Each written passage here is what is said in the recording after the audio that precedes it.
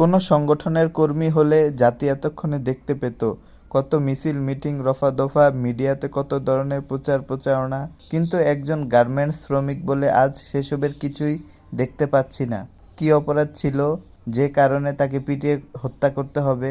তার নাম হৃদয়। সে একজন ছেলে, বয়স মাত্র ১৯ পের হয়ে ২০-এ পা রাখবে। গাজীপুরের কোনাবাড়ীতে গ্রিনল্যান্ড পোশাক কারখানায় কাজ করতে ইলেকট্রনিক মেকানিক হিসেবে। বহুত দিনের স্বপ্ন ছিল একটা মোটরসাইকেল কিনবে, ঈদের দিন মা বোনকে গাড়িতে উঠিয়ে ঘুরাবে। তবে সেই স্বপ্নের আগে মালিকের চোখে তার পরিচয় ছিল গরিব মিস্ত্রি, অশিক্ষিত মজুর। শনিবার সকাল কারখানায় কিছু গোলমাল হয়। হৃদয় নাকি অফিসিয়াল নির্দেশনা না মেনে সার্ভিস দিয়েছিল।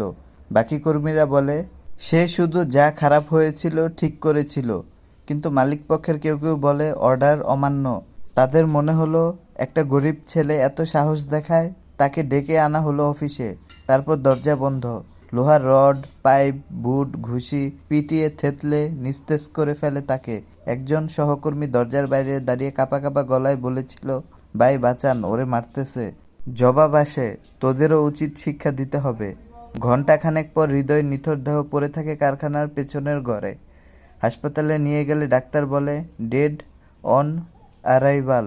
চোখ দুটো অর্ধখোলা, এক হাত মুঠ করা, যেন কিছু বলতে চেয়েও বলতে পারেনি।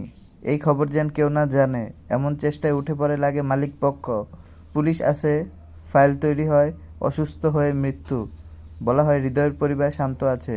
তবে হৃদয়ের মা তখন পাগলের মতো দৌড়াচ্ছে হাসপাতালের বারান্দায়, চিৎকার করে বলছে, আমার ছেলে অসুস্থ ছিল না, ওরে পিটিয়ে মারছে, ওর মুখের ওপর পা দিয়েছে, আঘাতের চিহ্ন আছে।